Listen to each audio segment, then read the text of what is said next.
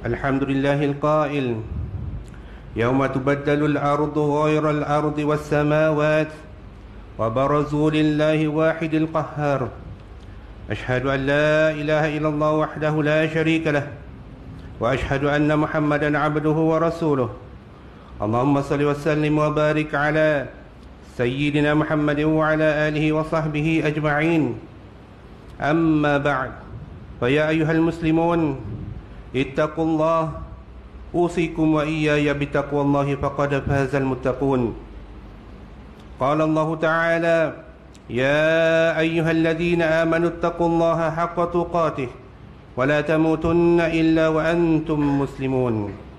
Muslimin yang dirahmati Allah sekalian, marilah kita meningkatkan keimanan dan ketakwaan kepada Allah Subhanahu wa taala dengan bersungguh-sungguh melaksanakan segala perintahnya dan meninggalkan segala larangannya. Mudah-mudahan kita akan digolongkan dalam kalangan hamba-hambanya yang beroleh kejayaan di dunia dan di akhirat. Umat Islam diberi amaran jangan kembali kepada maksiat selepas Ramadan. Itulah tajuk khutbah Jumaat pada hari ini. Hadirin Jumaat yang dikasihi sekalian, sesungguhnya ibadah puasa Ramadan sempurna ditunaikan dan bulan Ramadan pun telah pergi. Kita berazam tidak akan cuai dan lalai di bulan Syawal ini.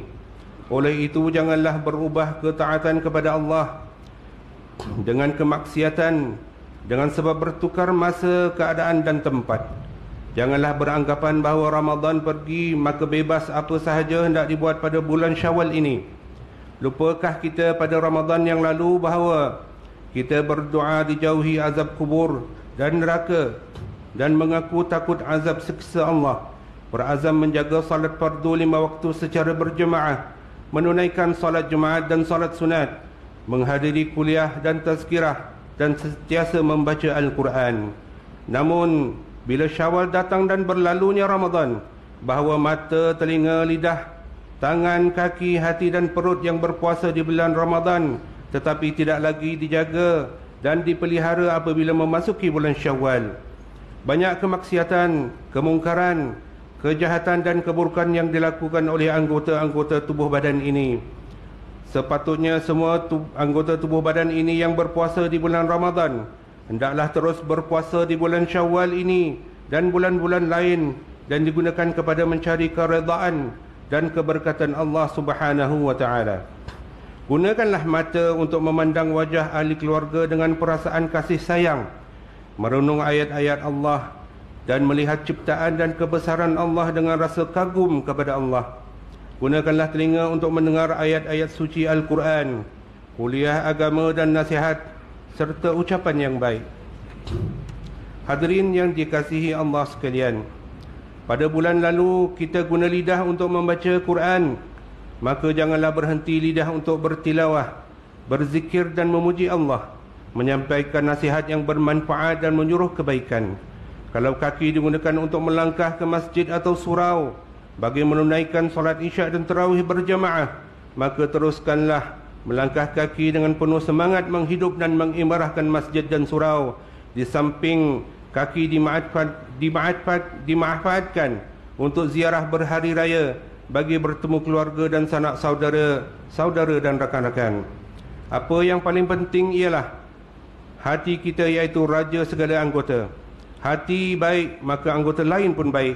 Hati jahat maka anggota lain pun turut jahat dan rosak. Sentiasalah berniat baik dan bersihkanlah hati kita. Gunakanlah hati untuk menginsafi diri, bermuhasabah dan menghargai nikmat yang Allah kurniakan. Akhir sekali, nikmat perut. Perut adalah sumber penyakit, iaitu apa yang dimakan dan makan yang berlebihan akan mengundang kemalasan, kebodohan dan penyakit. Oleh itu pada bulan Syawal yang mulia ini, makanlah dan minumlah sekadar yang dapat memberikan kesihatan dan kekuatan untuk beribadah kepada Allah Subhanahu wa taala, dan janganlah makan dan minum berlebihan dan membazir yang dilarang oleh Allah Subhanahu wa taala, sebagaimana firman-Nya dalam surah Al-A'raf ayat 31. A'udzu billahi minasyaitonir rajim. Wa kulu washrabu wa la tusrifu innahu la yuhibbul musrifin. Dan makanlah serta minumlah dan janganlah pula kamu melampaui batas. Sesungguhnya Allah tidak suka akan orang-orang yang melampaui batas. Sebaliknya Allah memberikan ancaman yang menggerunkan dan menakutkan pada hari akhirat nanti, menjadikan anggota tubuh badan akan menjadi saksi dan bercakap perihal dan perlakuan dosa atau kesalahan yang kita lakukan, sedangkan mulut akan ditutup dan tidak boleh berbicara lagi. Allah Subhanahu wa taala berfirman dalam surah Yasin ayat 65, Al-yawma nakhtimu ala afwahihim wa tukallimuna aydihim wa tashhadu arjuluhum bima kanu yaksibun. Pada waktu itu kami meteraikan mulut mereka sejurus dan memberi peluang kepada tangan-tangan mereka memberitahu kami kesalahan masing-masing, dan kaki mereka pula menjadi saksi tentang apa yang telah mereka usahakan. Hadirin jemaat yang dimuliakan, oleh itu marilah kita sama-sama pada bulan Syawal dan seterusnya sampai akhir hayat kita mengekalkan istiqamah dan semangat Ramadan dalam beribadah. Peliharalah hati dan seluruh anggota badan dengan amal kebaikan dan hindarilah dari kemaksiatan dan kejahatan. Perlulah sentiasa berdoa, memohon ditetapkan keimanan, amal saleh dan akhlak mulia kepada Allah Subhanahu wa taala, kerana kita ini sifatnya lemah dan sentiasa mengharapkan kepada Allah Subhanahu wa taala dalam setiap keadaan. Hati ini penting di dalam badan kerana ia akan menentukan sama ada baik atau buruknya akidah, ibadah dan akhlak seseorang.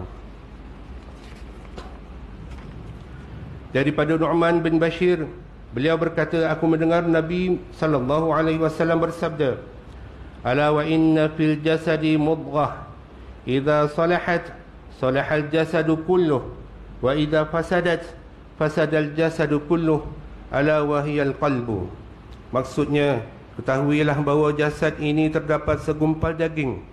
Jika ia baik, maka baiklah seluruh jasadnya. Jika ia buruk, maka buruklah seluruh jasadnya. Ketahuilah bahawa ia adalah hati. Riwayat Al-Bukhari dan Muslim. Hadirin Jumaat yang dikasihi sekalian, mengakhiri khutbah kali ini, maka ibrah dan pengajaran yang boleh diambil dari khutbah ini ialah, yang pertama, umat Islam adalah yakin bahawa hidup dan kejadian manusia yang sempurna dan selesa ini adalah semata-mata untuk beribadah kepada Allah sepanjang masa. Yang kedua, peganglah Islam kuat-kuat, hiasilah diri dengan akhlak mulia, dan rebutlah pahala dan ganjaran yang disediakan oleh Allah Subhanahu wa taala dengan berlipat kali ganda sepanjang masa dengan melaksanakan ibadah wajib dan sunnah. Yang ketiga, yakinlah bahawa kemusnahan, kerosakan dan kehancuran adalah sebab dosa, maksiat, kemungkaran dan kesalahan manusia. A'udzubillahi minasyaitonirrajim.